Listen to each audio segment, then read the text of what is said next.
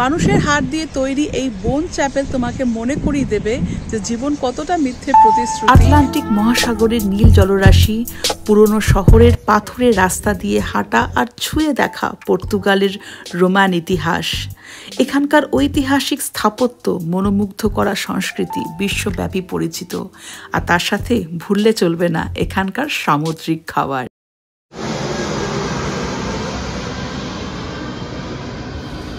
দক্ষিণ পশ্চিম ইউরোপের একটি দেশ পর্তুগাল। পর্তুগাল মানেই সামুদ্রিক অভিযান। 1500 ও 1600 শতাব্দীতে পর্তুগিজ নাবিকরা বিশ্বের বিভিন্ন অংশ আবিষ্কার করেছিলেন, যার মধ্যে সবচেয়ে বিখ্যাত, অন্তত আমাদের কাছে, ভাস্কো দা গামার ভারতযাত্রা। আজও পর্তুগাল তার সমৃদ্ধ ইতিহাস, সঙ্গীত, সুস্বাদু খাবার এবং অবশ্যই দর্শনীয় শহরগুলোর জন্য পৃথিবী বিখ্যাত। আমরা পৌঁছে গিয়েছিলাম পর্তুগালের সূর্য স্নাত প্রবেশদ্বার নামে পরিচিত পর্তুগালের দক্ষিণে আলগার্ভ অঞ্চলের প্রাণকেন্দ্র, একটি উজ্জ্বল আর রহস্যময় শহর ফারোতে। ফারো শহরের পুরনো অংশে মানে ওল্ড টাউনে আমাদের থাকার ব্যবস্থাটি ছিল অত্যন্ত আধুনিক, কিন্তু সেই বাড়ির কোনায় কোনায় ছড়িয়ে ছিল পর্তুগিজদের উজ্জ্বল ইতিহাস। যেমন আমাদের ব্যালকনির বাইরের দৃশ্যটি কিন্তু ফুটে উঠেছে এই দেওয়ালে। জানলা দিয়ে স্পষ্ট দেখা যায় এখানকার সবচেয়ে দর্শনীয় স্থান কার্মো চার্চ। হ্যাঁ, এই চার্চের ঠিক উল্টো দিকেই কিন্তু আমাদের আস্তানা হয়েছে এবারে। মামা কি করছো?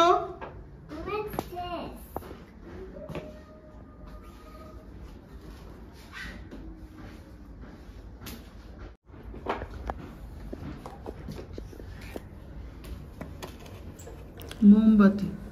সবাইকে নমস্কার, সুপ্রভাত। আমি সৌমি। আশা করি সবাই খুব ভালো আছেন। আর ফারো শহর কিন্তু শুধু আমাকে নয়, আপনাদের সবাইকে স্বাগত জানিয়েছে। অন্যান্য ব্লগের মতনই এখানেও আপনাদেরকে ঘুরিয়ে একবার দেখিয়ে দেবো এয়ারবিএনবিটা কীরকম ছিল, এবং প্রয়োজনীয় লিঙ্ক আমি দিয়ে দেবো ডেসক্রিপশন বক্সে। যদি আপনাদের পরবর্তীকালে মনে হয় আপনারা এরকম জায়গায় থাকবেন এসে, তাহলে অবশ্যই আপনারা দেখতে পারেন। আর জায়গাটি কিন্তু একদম ওল্ড টাউনে, এখানেই কিন্তু রয়েছে সব দর্শনীয় স্থান। একা একা এখন থাকে না কোনো ঘরের মধ্যে, বলা যায় না কে আছে, আমাদের আগে চলে এসছে নাকি কেউ। হানি একা একা থাকে না এরকম। আপনারা কিন্তু রাগ করবেন না আমার ওপরে যে বাচ্চাকে ভয় দেখাচ্ছি। আসলে এত হাতে পায়ে দুরন্ত, খুব শিগগিরই আমাদের একটা আফ্রিকার সিরিজ শুরু হবে, সেখানে আপনাদের আমি দেখাবো ধানি চোখে মুখের কি অবস্থা করেছিল সেই দেশে গিয়ে। আজকে অনেক সকালের ফ্লাইট ধরে আমরা ফারোতে এসে পৌঁছেছি, তাই কৌস্তব আর বাচ্চারা একেবারেই ঢুলে পড়েছে ঘুমে। আর আপনারা তো আমাকে জানেন, নতুন জায়গায় এসে আমি একেবারেই স্থির হয়ে বসতে পারি না, তাই আমি বেরিয়ে পড়েছি সামনেটুকু ঘুরে দেখব বলে। এখন দাঁড়িয়ে আছি লার্গো দো কার্মো স্কয়ারে। এই স্কয়ারেই আমাদের অ্যাপার্টমেন্ট, আর এই স্কয়ারেই এখানকার সবচেয়ে সুন্দর চার্চ, নাম কার্মো চার্চ। দাঁড়িয়ে আছি পর্তুগাল দেশের ফারো শহরের একটা বিশ্ববিখ্যাত জায়গা, একটা ভীষণ রকম দর্শনীয় স্থানের সামনে, যার নাম Carmo church and bone chapel. Carmo church বুঝতে পারছো চার্চের নাম, আর ভেতরে রয়েছে বোন চ্যাপেল। এই বোন কিন্তু যার তার বোন না, একেবারে মানুষের বোন। হ্যাঁ, মানুষের হাত দিয়ে তৈরি এই বোন চ্যাপেল তোমাকে মনে করিয়ে দেবে যে জীবন কতটা মিথ্যে প্রতিশ্রুতি আর মৃত্যু কতটা সত্যি এবং অনিবার্য। কার্মো চার্চ এবং বোনস চ্যাপেলের একদম সামনে তোমাদেরকে একটু ভালো করে কাছ থেকে ঘুরিয়ে দিই। 1713 সালে এই চার্চের প্রতিষ্ঠা হয় এবং 1719 সালে সম্পূর্ণ নির্মাণ কাজ সম্পন্ন হয়েছিল। এই গির্জার ভেতরে সোনালী অলঙ্করণ হচ্ছে অত্যন্ত মনোমুগ্ধকর, যা ব্রাজিলে পাওয়া সোনা। আপনারা হয়তো জানেন অনেকেই যে ব্রাজিল ছিল পর্তুগালের উপনিবেশ, সেখান থেকে সোনা নিয়ে এসেছিল এবং এই চার্চে সেই সোনা দিয়ে অলঙ্করণ করা হয়েছিল। এখন আমি ভেতরে ঢুকবো না, আমি পুরো পরিবারকে নিয়েই চার্চটা ঘুরতে আসবো, তখন আপনাদেরকেও দেখাবো। কার্মো চার্চ থেকে 2 মিনিট হাঁটলেই এই আমাদের অ্যাপার্টমেন্ট। আর অ্যাপার্টমেন্টের নিচে ক্যাফেটেরিয়া থেকে শুরু করে জামা কাপড়ের দোকান কি নেই। আর অ্যাপার্টমেন্ট আর ক্যাফের ঠিক উল্টো দিকেই রয়েছে এই পার্ক, যেখানে ক্লান্ত পথিক আর পাখিরা সবাই দুদণ্ড বিশ্রাম নেয়।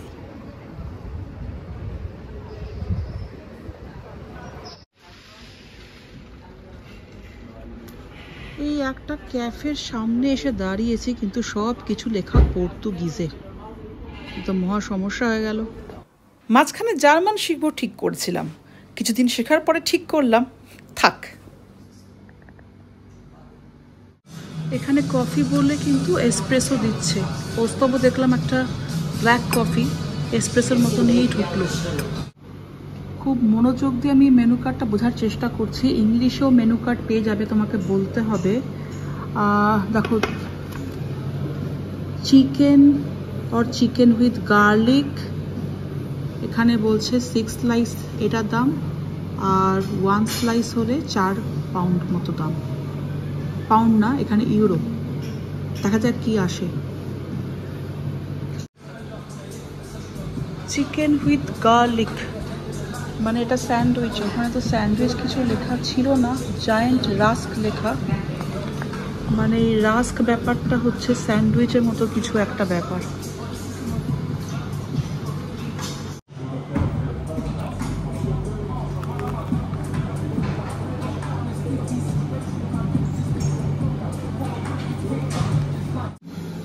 যতই আমি স্বর্গলাভের মতো করি না কেন, মাংসে কিন্তু আমি একটু কাঁচা কাঁচা গন্ধ পেয়েছি ভাই। এই বাইরে পুরো বসার ব্যবস্থা।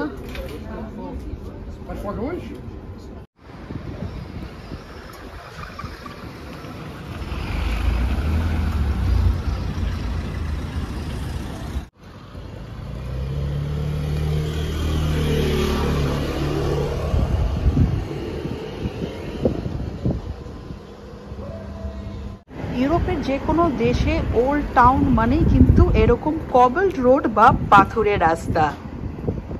এই দেখো, একেবারে বাঙালির খানা পিনা জোগাড় করে ফেলেছি, সবই মোটামুটি দেখতে পাচ্ছি। ভাত, আলু ভাজা, ডিমের পোচ, মানে আর কি চাই। মাছ ভাজাও রয়েছে, মাছ ভাজা, ঠিক আছে, যেটাকে ফিশ স্টেক বলে এখানে। এটাকে তো ডাল ভেবেছিলাম, ডাল তো না, এটা ফিশ স্যুপ। তো সব কিছুই মোটামুটি আছে। এই যে কারি আছে। ফ্রেঞ্চের সাথে মনে হচ্ছে ভাষার মিল আছে, পর্তুগিজ ভাষার। এই রুয়া, এই কথাটা কিন্তু এই রোড, এটা মোটামুটি আমি বুঝতে পারছি। ইংল্যান্ডের মতনই এখানেও দেখো, বাড়ির গায়ে বা দোকানের গায়ে কিন্তু এটিএম মেশিন লাগানো আছে। প্রচুর দোকান এই ওল্ড টাউনে, প্রচুর খাওয়ারের অপশন পাবে। আমার মনে হচ্ছে এখন আস্তে আস্তে দোকানগুলো খুলছে। এখানে এখন 12:30টাও বাজেনি।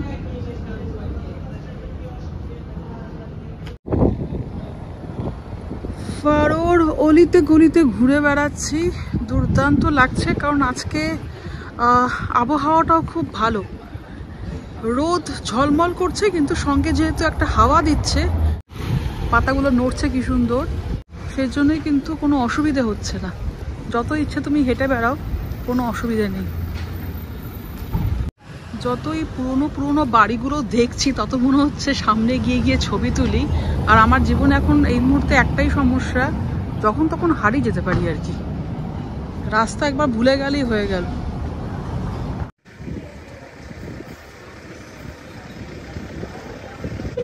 তোমরা যারা আমার গ্রিস ব্লগটা দেখেছো, তোমাদের মনের মধ্যে বোধহয় এতক্ষণে চলে এসছে। আচ্ছা, এখানে পাওয়া যাচ্ছে হ্যামবার্গার, আর এখানকার ভাষায় প্রচুর কিছু লেখা, তোমাকে ইংলিশে মেনু কার্ড খুঁজতে হবে। আর এই জায়গাটা দেখে মনে হচ্ছে এথেন্সের সেই প্লাকাতে চলে এসেছি, ঠিক কিনা? যারা দেখোনি তারা শিগগিরই ওই ব্লগটা দেখে নাও। যেরকম বলেছিলাম, প্লাকার মতনই সব এগিয়ে এগিয়ে আসছে মেনু কার্ড নিয়ে। খুব মানে আতিথেয়তাটা খুবই আর কি বাণিজ্যিক কারণে হলেও বেশ তোমার ভালো লাগবে। আমি যেদিকে পারছি ছুটছি, আমার কিন্তু হারিয়ে যাওয়ার একটা প্রবল সম্ভাবনা তৈরি হচ্ছে। তবে কৌস্তব আমার হোয়াটসঅ্যাপে বাড়ির লোকেশনটা আমাকে পাঠিয়ে রেখেছে, আশা করি আমি ঠিক খুঁজে বাড়ি পৌঁছে যাব।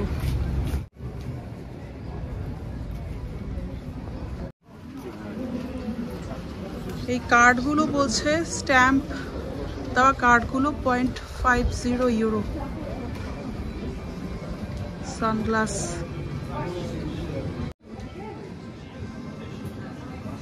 মোটামুটি বাজার একই রকমই সব জায়গায়, যা তুমি দেখবে ইউরোপের বিভিন্ন শহরে গেলে পরে।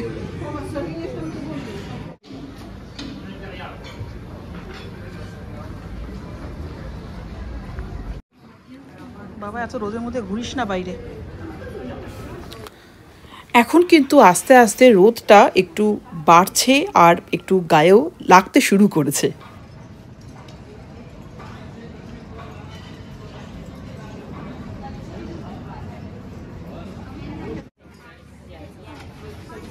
এইগুলো বেশ মজার লাগছে না? ধানি দেখলেই কিনবে একটা, আর ধানির বাবা সবসময় বসে আছে কিনে দেওয়ার জন্য।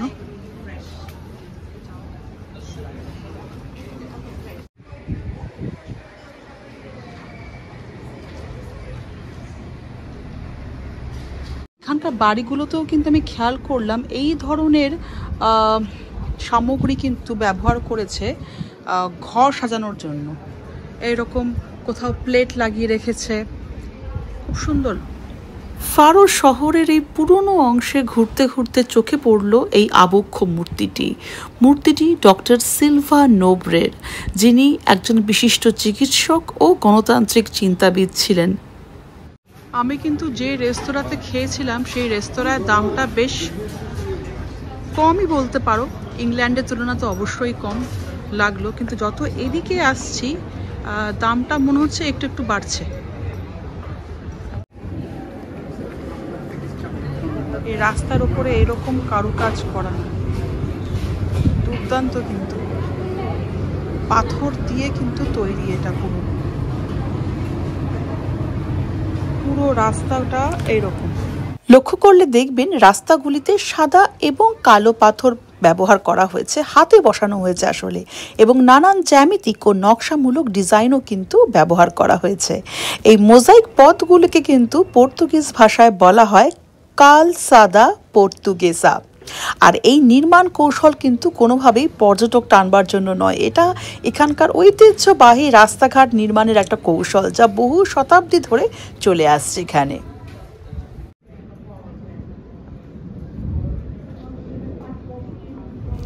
কি ভীষণ ব্যস্ত এই ওল্ড টাউন। যখন হাঁটবেন মনে হবে কোনো একটা মধ্যযুগীয় প্রাচীরের মধ্যে এই পাথরের তৈরি রাস্তা অবস্থিত, আর চারিদিকে রয়েছে ছোট ছোট স্কয়ার বা চত্বর।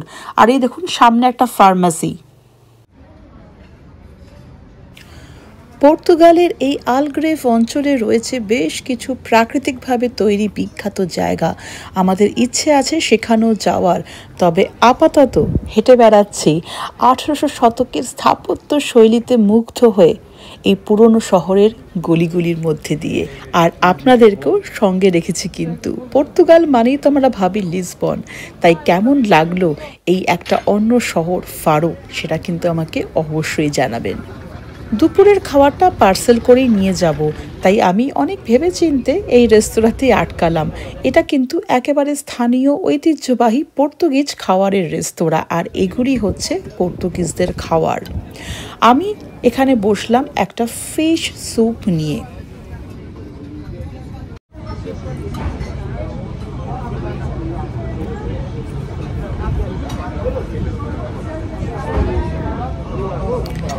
না, এবারে কিন্তু আমার মুখের ইঙ্গিত আর মনের ইঙ্গিত দুইই এক, খাবারটা সত্যিই ভালো। তবে পর্তুগিজদের যেটা ঐতিহ্যবাহী খাবার, সেগুলি মনে হচ্ছে একটু কাঁচা জাতীয়ই হয়।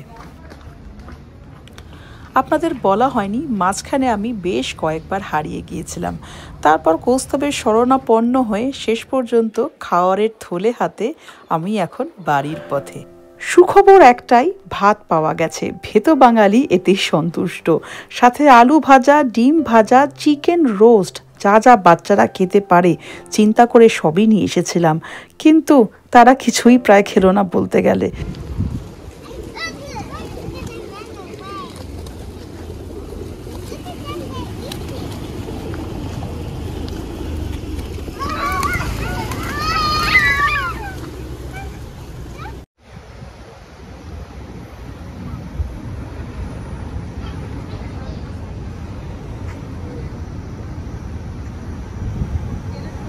ভালো খাওয়ার কি আর খাওয়ার জন্য বলুন? বাবা মা তারস্বরে চিৎকার করবে, মুখে ভাত নিয়ে ঘন্টার পর ঘন্টা বসে থাকবো, শেষ পর্যন্ত বাইরে বেরিয়ে আইসক্রিম খেয়ে পেট ভরাবো। ও মাই গড, ধানি ড্রেসের সঙ্গে ম্যাচ করা আইসক্রিম। ফারো লেখা এই জায়গাটির সামনে জায়গা পাওয়া গেল না, তাই আমরা ছবি না তুলেই হাঁটতে থাকলাম মেরিনার দিকে। মেরিনা এখান থেকে আর বোধহয় মিনিট 5 হবে না।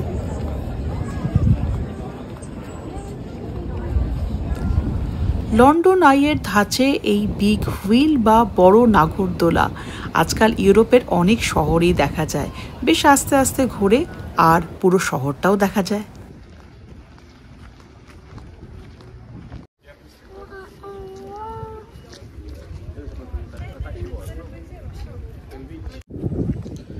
এই যে সকাল 8:30টায় ডলফিন ওয়াচিং এর একটা বোটিং হবে, এটাও করতে পারো, আমরাও ভাবছি করবো কিনা।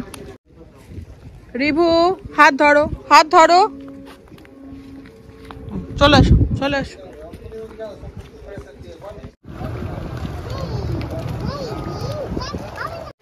এই যে আমাদের লঞ্চ চলে এসছে, একদম আমাদের কোন্নগর পানিহাটির লঞ্চ।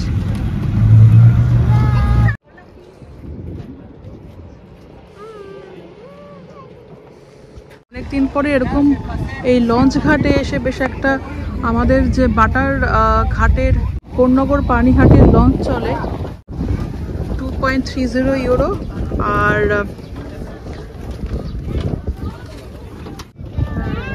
এগুলো মনে হচ্ছে প্রাইভেট, মানে পুরো একটা যদি গ্রুপ থাকে সেই গ্রুপটা পুরো আর কি নিতে পারছে, তবে আমাদের মতো ফ্যামিলির জন্য কোন্নগর পানিহাটি ঠিক আছে।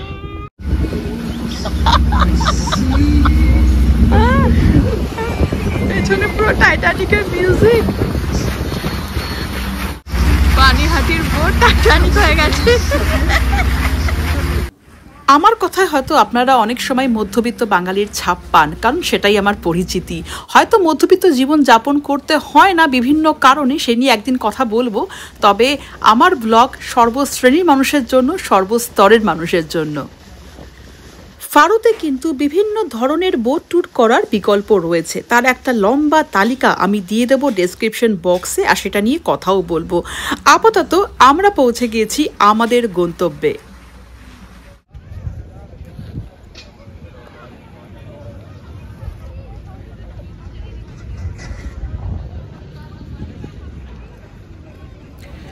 আমরা এসে পৌঁছেছি প্রাইয়া দে ফারো। এটা ফারো শহর থেকে সবচেয়ে নিকটবর্তী সমুদ্র সৈকত। আর আমরা আসলাম ফেরি করে, আপনারা দেখলেন 4 ইউরোর মধ্যে আপনার যাওয়া আসা খুব ভালো মতো করে হয়ে যাবে। আর এই জায়গাটি কিন্তু বিখ্যাত রিয়া ফার্মোসা প্রাকৃতিক উদ্যানের অংশ। সমুদ্রের ধারে ডোনাট বিক্রি হচ্ছে, দুর্দান্ত খেতে কিন্তু। পুরীর বিচে বসে সেই সকালবেলায় মিষ্টি খাওয়ার কথা কিন্তু আমার মনে পড়ে গেল।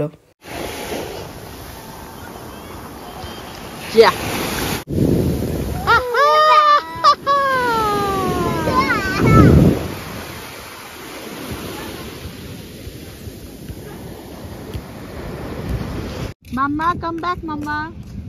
Mama, I will not take any more. Then there will be nothing for tomorrow. Now sit down.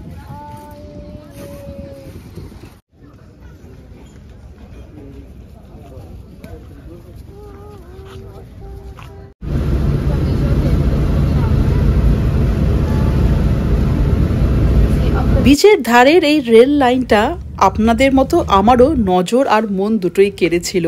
একদিন দেখেও ছিলাম একটা ট্রেন যেতে, তবে সেই সময় আর ভিডিও করে উঠতে পারিনি। আমরা আবার ঢুকে পড়েছি ফারোর ওল্ড টাউনে। এখন আমাদের গন্তব্য ফারোর ক্যাথিড্রাল, যেটা মূলত সান্তা মারিয়া চার্চ নামে প্রতিষ্ঠিত হয়েছিল 1251 সালে। সম্ভবত একটা খ্রিস্টীয় ব্যাসিলিকা ধ্বংসাবশেষের ওপরেই, যা মুরদের আমলে মসজিদে রূপান্তরিত হয়। একটু লক্ষ্য করলে বুঝতে পারবেন মসজিদের মতো গঠনশৈলী কিন্তু এখানেও প্রতিফলিত হচ্ছে। তবে শেষ পর্যন্ত 1400 শতকে এই জায়গাটিকে ক্যাথিড্রালে উন্নীত করা হয়। ফারো ক্যাথিড্রালে গেলে আমি অবশ্যই আপনাদেরকে বলবো যে একবার একদম ক্যাথিড্রালের ছাদে বা ওপরের অংশে উঠবেন, কারণ ওখান থেকে একটা অসাধারণ প্যানোরামিক দৃশ্য উপভোগ করার কিন্তু সুযোগ রয়েছে। পুরো ফারো শহরের পুরাতন অংশই বলুন বা নতুন অংশ পুরোটাই দেখতে পারবেন রিয়া ফার্মোসা লেগুনার বিস্তীর্ণ জলভূমি, দেখতে পারবেন দূরে আটলান্টিক মহাসাগরের ঝিলমিল করা জলরেখা, আর মনে হবে যেন কানের পাশ দিয়ে চলে গেল একটা এরোপ্লেন। আমরা যারা ড্রোন উড়াই না, আমাদের জন্য শহরের এরকম ল্যান্ডস্কেপ কিন্তু একটা বড় প্রাপ্তি। তাই এই ক্যাথিড্রালের টাওয়ারে উঠতে ভুলবেন না এই দৃশ্যের জন্য। এই বিশাল ব্রোঞ্জের ঘণ্টাগুলিও কিন্তু এই জায়গার ইতিহাস বলে এটা এক সময় গির্জার সময়সূচি ও প্রার্থনার সময় ঘোষণা করত। এই ক্যাথিড্রাল দর্শন কিন্তু আমার কাছে একটা দুর্লভ অভিজ্ঞতা ছিল, তার কারণ একই সাথে ইসলামিক এবং খ্রিস্টান দুই স্থাপত্য শৈলী আমি কিন্তু আগে এভাবে দেখিনি কোথাও, মনে পড়ছে না অন্তত। ভেতরে ঢুকেই যেটা প্রথমে আমার মাথায় এসেছিল যে ইংল্যান্ডে এত ক্যাথিড্রাল দেখলাম, এখানে অনেক কিছুই অন্যরকম লাগছে। যেটা মূলত অন্যরকম লাগছে সেটা হচ্ছে এই কাঠের কাজ আর সোনার অলঙ্করণ। এত জাঁকজমকপূর্ণ ক্যাথিড্রাল কিন্তু আমি খুব একটা দেখিনি। 1700 শতকে এই ক্যাথিড্রালকে ম্যানারিস্ট স্থাপত্য শৈলীর দ্বারা পুনর্নির্মাণ করা হয়। ম্যানারিস্ট শৈলীকে যদি সাধারণ কথায় বলি তাহলে বলবো অতিরঞ্জিত ব্যাপার একটা। দেখুন না, অভ্যন্তরের এই অলঙ্করণ, এই কাঠের খোদাই এত বর্ণময় অলঙ্কারযুক্ত একটা আবেগপ্রবণ ধারা যেন নিয়ে আসে এই ম্যানারিস্ট শৈলী। অলঙ্কৃত বেদি, চ্যাপেল, সোনালি খোদাই, টাইলস সব কিছুই কিন্তু দেখবার মতো।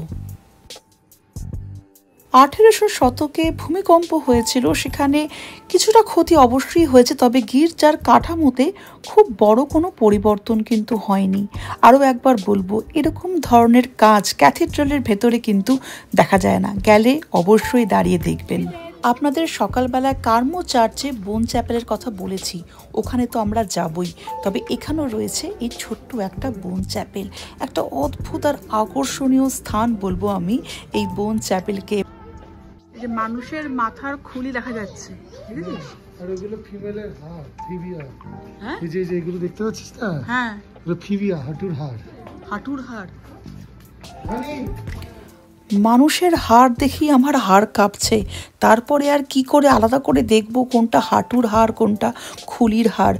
যাই হোক, এই দেওয়াল, ছাদ, স্তম্ভগুলো মানুষের হাড় ও খুলি দিয়ে সাজানো, এবং এই ব্যাপারটা পর্তুগালের ক্যাথিড্রাল এবং চার্চের ক্ষেত্রে বেশ কিন্তু প্রচলিত। অনেক শহরেই কিন্তু এরকম আপনারা বোন চ্যাপেল দেখতে পারবেন। বোন চ্যাপেল বা উপগির্জা, আর বোন শব্দের অর্থ আমরা সবাই জানি। এই বোন চ্যাপেলগুলো মানুষের হাড় দিয়ে তৈরি করা হয়। এখানে 1250 জন ভিক্ষুক সন্ন্যাসীর অস্থি রয়েছে এই চ্যাপেলটির মধ্যে, আর চ্যাপেলের গায়ে খোদাই করা আছে একটা বার্তা, যার অর্থ থেমে যাও এবং ভাবো, একদিন তুমিও এমনই হবে। বোন চ্যাপেলের ভেতরে অনুভব করলাম একটা আধ্যাত্মিক আর দার্শনিক উপলব্ধি তৈরি করার চেষ্টা করা হয়েছে। বলা হচ্ছে বারবার, জীবন ক্ষণস্থায়ী, তাই সবার আগে নিজেকে ভালোবাসতে হবে, তাহলে কিন্তু আমরা প্রকৃতি, প্রাণী, মানুষ সবার প্রতি ভালোবাসা উজাড় করে দিতে পারবো। রিভু কোথায় বসে আছে? হ্যাঁ, রোদে ঘুরে ঘুরে সব একদম লাল বাদর হয়ে গেছে। আমরা ছিলাম ওই ওপরে ঘন্টার সামনে, আপনাদের মনে আছে নিশ্চয়ই। এখন নেমে আবার ধরেছি ফারোর পুরাতন শহরের পথ। এই রাস্তারও কিন্তু গল্প আছে, শুনুন সেই গল্প। হেঁটে যাচ্ছি ফারোর প্রাচীন শহরের প্রাচীর ঘেরা অংশের মধ্য দিয়ে। সামনেই দেখতে পাচ্ছেন একটা ঐতিহাসিক দ্বার, শহরের প্রবেশদ্বার, যার নাম আর্কো দ্য ভিলা।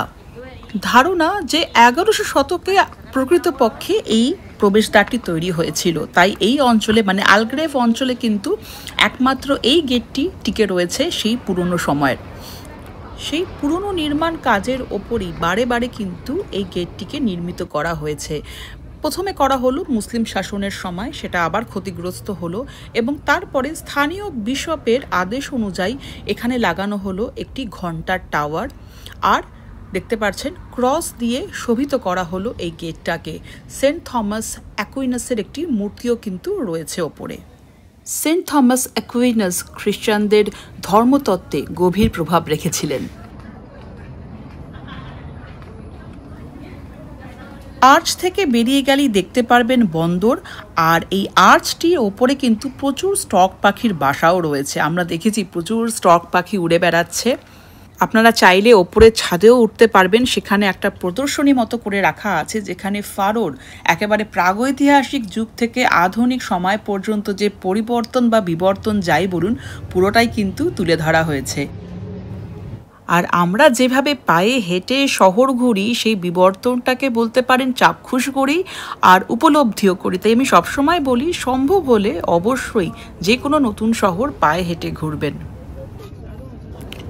আর্কো দে ভিলে থেকে বেরিয়ে দেখতে পারবেন একটা স্থানীয় মেলা চলছে, হতে পারে শনি রবিবার ছিল, হয়তো সপ্তাহান্তে এই মেলা বসে আর এখানকার সমস্ত স্থানীয় জিনিসপত্র বিক্রি হয়। এটাও ঘুরে দেখবার একটা জায়গা। এই তো জীবন, কি মজা, কি মজা, কি মজা।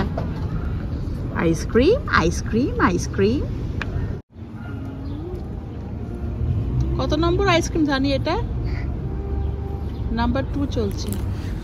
আইসক্রিম পর্ব শেষ হওয়ার পরে আমরা আবার ধরলাম পুরাতন শহর মানে ওল্ড টাউনের পথ। আর এই দেখুন ধানি, সে কখনোই স্থির থাকে না। আর এই হাঁটতে হাঁটতে মানে যেটাকে স্ট্রোল করা বলে না, ধীরে সুস্থে ভ্রমণ, সেটাই আমরা এখন করছি। উদ্দেশ্যটা পরে বলছি, তবে যেটা বলার জন্য শুরু করেছি সেটা হচ্ছে যে মাঝে মাঝে শহরের ইতিহাস বলতে গিয়ে, শহরের গল্প বলতে গিয়ে নিজেদের গল্পটা বলা হয় না। আমরা কেমন ঘুরলাম, আমাদের ঠিক কীরকম লাগছে ফারো। এখনো পর্যন্ত এখানকার মানুষের আন্তরিকতা সত্যি কিন্তু মন কেড়েছে। খ্রিস্টান ধর্ম এখানে মূল হলেও অন্যান্য ধর্মের প্রতিও কিন্তু সহনশীলতা রয়েছে, তাই রয়েছে অন্যান্য ধর্মেরও মানুষ এখানে একত্রে। পথ চলতে চলতে আমরা কিন্তু সেটাই লক্ষ্য করলাম, কিছু খ্রিস্টান ভাই বোনের সাথে তো আলাপ হয়েছিলই, আলাপ হলো কিছু মুসলমান ভাই বোনের সাথেও। সবাইকে ঠিক ভিডিওর সামনে আসতে বলতে আমার লজ্জাই করে বলতে পারেন। পরবর্তীকালে হয়তো স্থানীয় মানুষদের আরও তুলে ধরার চেষ্টা করব আপনাদের সামনে, যদি তাদের অবশ্যই অনুমতি থাকে। আর আমরা চলে এসেছি এখন একটা বিখ্যাত এখানকার রেস্তোরাঁ, এখানে নাকি মাছ বিখ্যাত, আর বাঙালি তো এই রেস্তোরাঁয় আসবেই। আমরা যাওয়া মাত্রই আমাদেরকে দেওয়া হলো এই কড ফিশের পকোড়া। খেতে কিন্তু বেশ ভালো ছিল, যদিও কড ফিশ এমনিতে খেতে খুব একটা সুস্বাদু হয় না। তার সাথে দেখলেন পাউরুটি আর বিভিন্ন ধরনের চিজ আর সস। আর আমরা অর্ডার করলাম একটা গ্রিল ফিশের প্ল্যাটার, বিভিন্ন মাছ থাকবে সেখানে, আর বাচ্চাদের জন্য ভাত পাওয়া গেছে। তবে দুপুরের যে ভাতটা আমি নিয়ে গেছিলাম কিনে, সেটা কিন্তু একেবারেই ভাতের মতো ছিল না, প্লাস্টিকের মতো ছিল।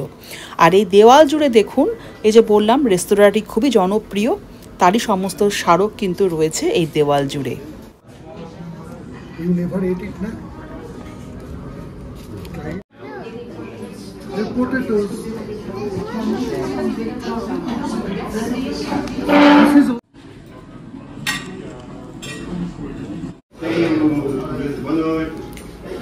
মাছ সত্যি এখানে দারুণ খেলাম, আর বাচ্চাদের ফিশ ফিঙ্গার ছিল, সেটাও কিন্তু খেতে বেশ ভালো ছিল।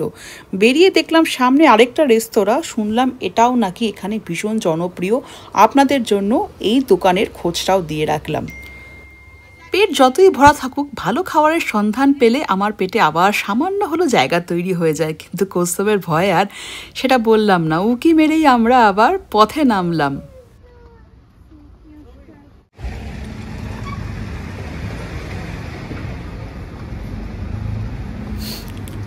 কিছু প্রয়োজনীয় জিনিসপত্র কিনে নিলাম। সকালে জল খাবারটা আমরা বাড়িতে বানিয়ে নেব, আর তারপরে আমাদের সারা দিনের একটা ঘোরার কিন্তু পরিকল্পনা আছে।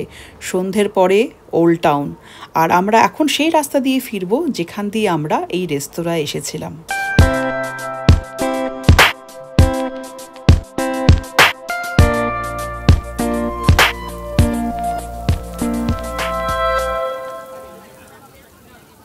সন্ধ্যের সাথে সাথে আরও যেন সরগরম আর সেজে ওঠা এই ওল্ড টাউনের মধ্যে দিয়ে ধানি রেভু বাবার হাত ধরে এগোচ্ছে।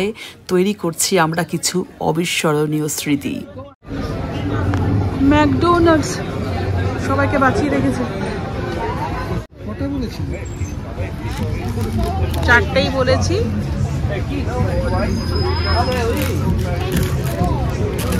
আজকের দিনটা আমরা এভাবেই শেষ করলাম, বেশ ভালোই কাটলো। কালকের দিনে কি অপেক্ষা করছে আমাদের জন্য সেটা ভাগ করে নেব আপনাদের সবার সাথে। সঙ্গে থাকুন। এই দৃশ্যটা বাড়ির জানলা দিয়ে বা ফারো শহরের যে কোনো প্রান্তে দাঁড়িয়ে আপনি উপভোগ করতে পারবেন। এক এক সময় মনে হবে যেন একদম কানের পাশ দিয়ে প্লেনটা চলে গেল। যারা আমার ভ্রমণের কাহিনী শুনছেন বেশ কিছুদিন, জানেন সৌমি যে কোনো শহরে গিয়ে ভোরবেলায় একটা টহল দেবেই। হাঁটতে হাঁটতে আবার ফিরে এসেছি আর একবার দাঁড়িয়ে পড়লাম সেই বিখ্যাত কার্মো চার্চের সামনে। আপনাদেরকে দেখিয়েছি বাইরে থেকে ভালো করে, তবে আজকে আপনাদের ভেতরে নিয়ে যাবই। তবে তার আগে আজকে আমাদের ইচ্ছে আছে এখানকার একটা বিশ্বজুড়ে বিখ্যাত জায়গা হচ্ছে বেনাগিল গুহা, সেটা দেখে আসবার। আমাদের বাড়ির নিচেই মানে এয়ারবিএনবির নিচেই এই ক্যাফেটেরিয়া, আর এখানে বসেই আজকে ব্রেকফাস্ট সারলাম। ব্রেকফাস্ট মানে ওই আর কি, একটু পাউরুটি আর মাখন আর সঙ্গে কফি। কফি উইথ মিল্ক,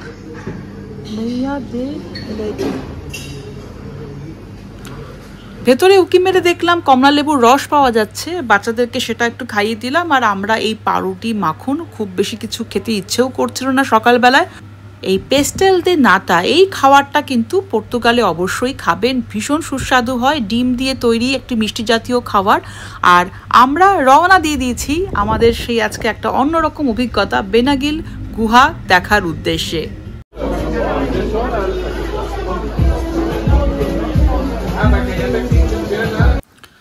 আমার ছেলে মনে হয় সারাদিন জুসের ওপরে কাটিয়ে দিতে পারে, ভীষণ ফল খেতে ভালোবাসে এখনও। মানে আপনারা আশীর্বাদ করবেন যেন এটা থাকে। আর এই দেখুন, বোট বুক করবার জন্য প্রচুর দোকান রয়েছে, 1 ঘন্টার ট্যুর রয়েছে, আধ ঘন্টার ট্যুর রয়েছে। আমরা আধ ঘন্টার ট্যুর নিয়েছি একটা, কারণ সঙ্গে ছোট বাচ্চা রয়েছে, সাবধানতা অবলম্বন করতে হবে। তবে আমাদেরকে বলা হয়েছে কোনো অসুবিধে নেই, বাচ্চাদেরকে নিয়েও আমরা এই বোট ট্রিপটা করতে পারবো। বেনাগিল গুহা দেখব এবং ঘুরে বেড়াবো এই আটলান্টিক জলরাশির ওপরে।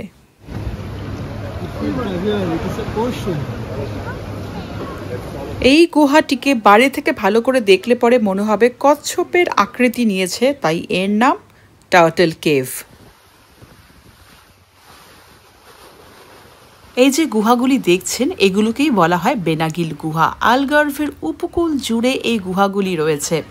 এটাকে বলতে পারেন পর্তুগালের আইকনিক, বিশ্বজুড়ে একটা বিখ্যাত একটা প্রাকৃতিক বিস্ময়। আর এর পাশেই রয়েছে বেনাগিল নামেই একটি মৎস্যগ্রাম।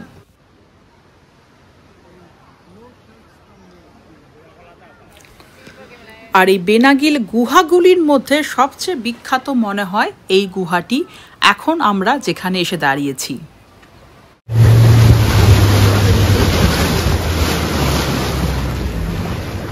আমাদের আধ ঘন্টা এই বোট ট্রিপের জন্য লেগেছে 20 ইউরো করে, আর সঙ্গে লাইফ জ্যাকেটও দেওয়া হয়েছে। আর এই গুহাগুলির দেখুন ভেতরে কিন্তু মানে সূর্যের আলো খুব কম, আর ছোট একটা বালুকাময় অংশ রয়েছে, মানে ছোট একটা সি বিচ রয়েছে। আর এখানে আপনি নৌকার সাহায্যে যেতে পারবেন, অথবা ওই স্ট্যান্ড আপ প্যাডেল বোর্ড হয়, সেগুলি কিন্তু একমাত্র প্রবেশযোগ্য। বোটগুলি মাঝে মাঝে ভীষণ নড়ছে, মানে আমাদের আনন্দ দেওয়ার জন্যই। এদিকে ধানি ভয় পাচ্ছে আর রিভু খুব মজা পাচ্ছে। তো যাই হোক, দূরে একটা কুমিরের আকৃতির গুহা দেখতে পাচ্ছেন, এটার নাম বলে ফেলুন, হ্যাঁ, ক্রোকোডাইল কেভ। ফারো শহরে কেউ গেলে আমি অবশ্যই বলবো যে এই জায়গাটার জন্য একটা দিন, অবশ্যই একটা দিনও লাগবে না, মোটামুটি আধা দিন রাখলেই কিন্তু হয়ে যাবে। খুব দূরে না, আর এত সুন্দর জায়গা, মানে প্রাকৃতিক বিস্ময় বলা যেতে পারে। আর যে গুহাটা আমরা দেখলাম, যে বড় গুহাটা বেনাগিল গুহার মধ্যে যেটা সবচেয়ে চমকপ্রদ, ঠিক যেন মনে হলো না গম্বুজের মতো ছাদ আর ওপরে একটা গোলাকার ছিদ্র, যেন প্রকৃতির জানলা। এই জায়গাটি কিন্তু বিশ্ব জুড়ে বিখ্যাত, আর ভীষণ সুন্দর সুন্দর ছবি নিতে পারবেন, আর একটা খুব সুন্দর অভিজ্ঞতা হবে। এরকম অভিজ্ঞতাও কিন্তু আমার ভিয়েতনামে হয়েছে, কিন্তু অনেকটাই অন্যরকম। ওখানে তো খুব স্থির জল ছিল, এটা আটলান্টিক মহাসাগর। কি যে দুর্দান্ত একটা অভিজ্ঞতা হলো, মানে আমার ভাষায় প্রকাশ করার মতো আমার কাছে শব্দ নেই। তোমরা যদি ফারোতে আসো তাহলে অবশ্যই এটা করবে, এটা অবশ্যই করবে। এটা 1 ঘন্টা লাগবে গাড়িতে আসতে, উবের পাওয়া যায় ফারো থেকে। এছাড়াও যদি গাড়িতে সমস্যা হয়, যেমন আমার মেয়ের মোশন সিকনেস আছে, তাহলে আমরা ভেবেছিলাম যে আমরা ট্রেনে করে অর্ধেক রাস্তা এসে ওখান থেকে উবের করে আসবো, কিন্তু যাই হোক আমরা মানে চলে এসেছি আর কি, গাড়ি করে পুরোটা চলে এসেছি। অসম্ভব সুন্দর একটা অভিজ্ঞতা। এর আগে ভিয়েতনামে এরকম কেবের ভেতর দিয়ে ঘুরেছিলাম, খুব ভালো লেগেছিল, আর আজকেও দুর্দান্ত লাগলো। মাঝখানে একটা মিম বেরিয়েছিল না যে গুহার জীবনটাই ভালো ছিল। দেখো আমি গুহার নিচে বসে আছি, আর সত্যি বলতে হ্যাঁ, গুহার জীবনটাই ভালো ছিল। আমরা শুধুই জীবনটাকে ভীষণ রকমভাবে জটিল করে তুলেছি।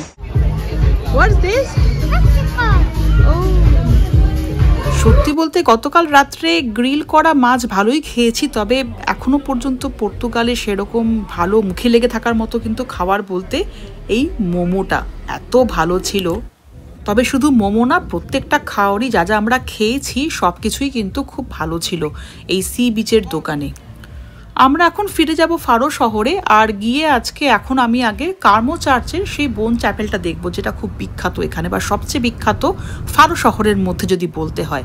কালকে আপনাদের ছোট একটা বোন চ্যাপেল দেখিয়েছি, মনে আছে নিশ্চয়ই।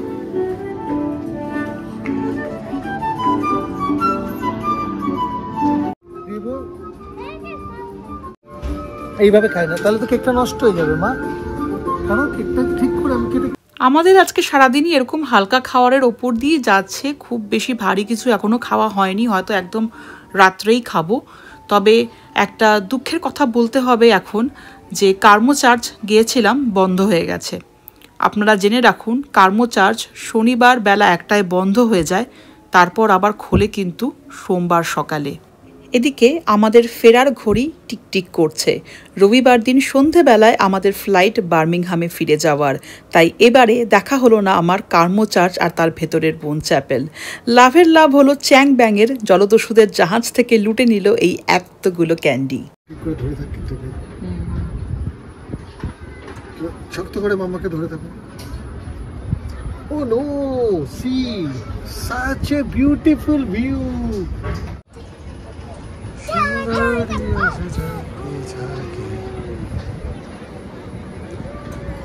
How is it? How is it, Dhani? এই সময়টা, এই মুহূর্তটা, এই উপলব্ধিটা আমি বলে বোঝাতে পারবো না। যদি মনের কোণায় এতটুকু কোথাও অন্ধকার থাকে, দেখুন গোটা পৃথিবী আপনার জন্য প্রদীপ জ্বেলে দিয়েছে। কি মুখে হাসি ফুটলো তো?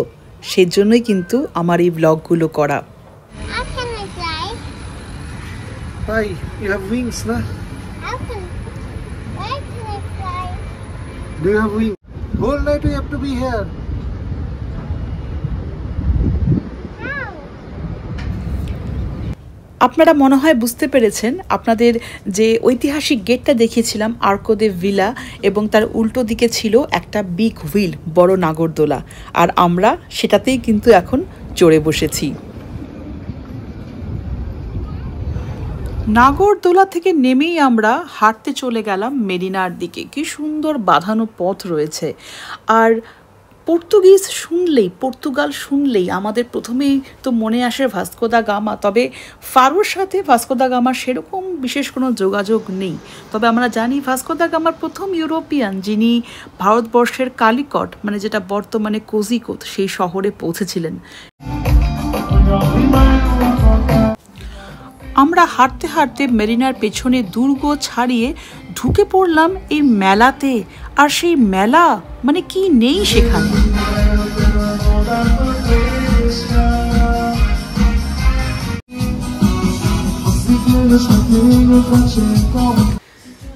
বিভিন্ন ধরনের ইউরোপিয়ান খাবার, দেখুন সামনেই চুরোস বানাচ্ছে। তবে এই মেলার মূল আকর্ষণ হচ্ছে এই সামুদ্রিক মাছ।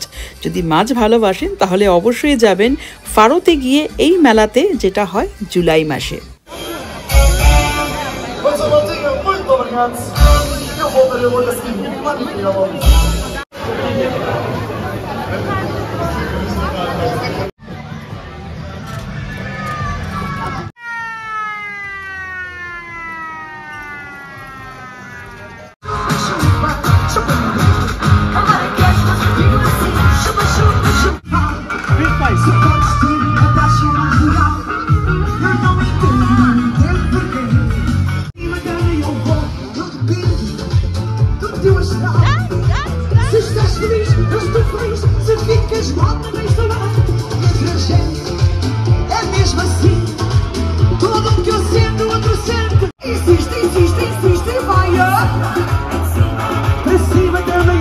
আজকে ফারোতে সন্ধেবেলায় হঠাৎ খুঁজে পাওয়া এই মেলাটা ছিল কিন্তু এই গোটা ট্রিপের একটা বিশাল বড় প্রাপ্তি। কী যে মজা হলো, কী যে আনন্দ হলো। তবে আমরা সেখান থেকে এখন বেরিয়ে আবার সেই চেনা পরিচিত ফারোর ওল্ড টাউন বা পুরাতন শহরে।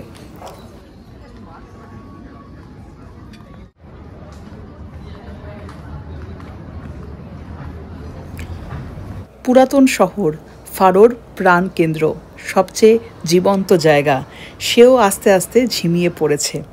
আমাদেরও ক্লান্তি চোখে মুখে ফুটে উঠেছে। তাই আজকের মতো জানাই আপনাদের শুভরাত্রি। রবিবার সকাল, জানি আজকে চার্চ বন্ধ, তাও চোখ ছিল আমার চার্চের দরজাতেই। হঠাৎ দেখি দরজা খোলা, ছুটে গেলাম, ভেতরেও ঢুকলাম, দেখলাম যীশুখ্রিস্টকে, দেখলাম সেই সোনার অলঙ্করণ, অসামান্য। তবে রবিবার সকালে চার্চের নিজস্ব কাজকর্ম হয়, তাই বললাম ভিডিও করব না, শুধুমাত্র একটু বোন চ্যাপেলটা দেখতে দিন। আর আমাকে কান ধরে দেখিয়ে দেওয়া হলো এই বোর্ডটা। তবে মনটা কিন্তু গতকালের মতো আর খারাপ নেই। হ্যাঁ, এই মাছের চপটা বেশ সুস্বাদু আর সব জায়গাতেই পাওয়া যাচ্ছে দেখছি। কফি বললে কিন্তু এখানে এসপ্রেসো ধরিয়ে দেবে, তাই দুধ দিয়ে কফি ব্যাপারটা আপনাকে অবশ্যই উল্লেখ করে দিতে হবে। যাই হোক, যেটা বলছিলাম, আজকে আর মনটা গতকালের মতো কিন্তু খারাপ নেই। চার্চের ভেতরেও ঢুকতে পেরেছি, যিশুকেও দেখেছি, আর দেখেছি ভেতরের কারুকাজ। গতকাল যে আমরা ক্যাথিড্রাল দেখেছিলাম, বলতে পারেন সেই একই রকম কাজের ধাঁচ। আর আজকে আমাদের সারাদিনের খাওয়া দাওয়া ছিল এই রকম। বাচ্চারা এগুলো কিছুই খায়নি, তাই আমরা আবার এখান থেকে বেরিয়ে একটি ভারতীয় রেস্তোরাঁতে গিয়ে ভাত রুটি, যেরকম ওদের সামগ্রিক ডায়েট আর কি, সেরকম খাওয়া দাওয়া করানো হলো। এই স্মারকটির নাম ফারো ওবেলিস্ক। বলতে পারেন ফরাসিদের আগ্রাসনের পর পর্তুগালে যখন পুনরায় রাজতন্ত্র প্রতিষ্ঠিত হয়, তার স্মৃতিচিহ্ন হিসেবে এই স্মারকটিকে ধরা হয়। আমরা এখন চলেছি ফারোর রেলওয়ে স্টেশনের দিকে। দেখা যাক যদি আরেকটা অভিজ্ঞতা করা যায় এখানে। আমরা ফারো শহরের ওল্ড টাউনে, মানে পুরাতন শহরেই একটা লকার পেয়ে গিয়েছিলাম। সেখানেই জিনিসপত্র সমস্ত রেখে ছাড়া হাত পায়ে ঘুরে বেড়াচ্ছি, হাতে অনেকটা সময়। কিন্তু সেই সময়ের মধ্যে দেখলাম ট্রেনে করে ঘুরে আসা যাবে না, কিন্তু ট্রেন এখানে একটা মাধ্যম, দেখতেই পাচ্ছেন প্রচুর পর্যটক কিন্তু বসে আছে। আর আমরা তাই এখন হাঁটা দিয়েছি মেরিনার পথে। বহু পর্যটক কিন্তু এই কোচগুলোর সাহায্যেও ঘুরছে ফারো শহর।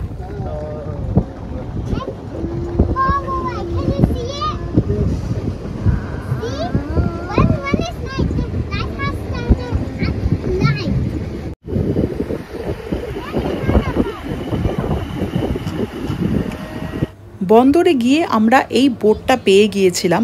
যিনি চালাচ্ছিলেন বোট বললেন যে 1 ঘন্টা ঘোরানো হবে, আর দুজন সহযাত্রী ওখানে বসিয়েছিলেন। আর এই পাখিগুলো উড়ে বেড়াচ্ছে, এটা হচ্ছে বার্ড ওয়াচিং বোট ট্রিপ বলতে পারেন।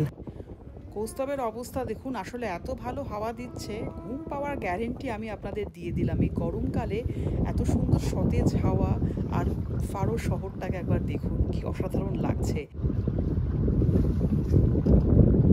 ফারো শহরটাকে আমরা বিভিন্ন জায়গা থেকে দেখলাম। গতকাল ক্যাথিড্রালের ছাদ থেকে, তারপরে বিকেলবেলা আবার নাগরদোলা থেকে, আর আজকে বোট থেকে। বোট থেকে আমরা এই ফারো শহরের যে রূপরেখা দেখতে পাচ্ছি, এটা হচ্ছে ফারোর আধুনিক রূপ। মানে এই জায়গাটা আধুনিক শহর, পুরাতন শহরকে পেছনে ফেলে এসেছি।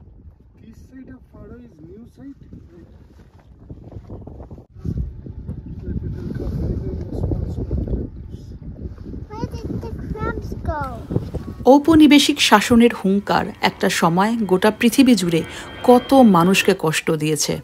ভাস্কো দা গামা, উনিও গিয়েছিলেন ভারতবর্ষে বিজেতার ভঙ্গিতে। আমরা বোধহয় সবাই চাই সারা জীবন ধরে আমরা যেখানেই থাকি না কেন, জীবনের শেষ সময়টা যেন মিশে যায় নিজের দেশের মাটিতে। কিন্তু কি ভাগ্যের পরিহাস ভাস্কো দা গামার, তার চিরনিদ্রার ঠিকানা হয়ে উঠেছিল সেই ভারতবর্ষই।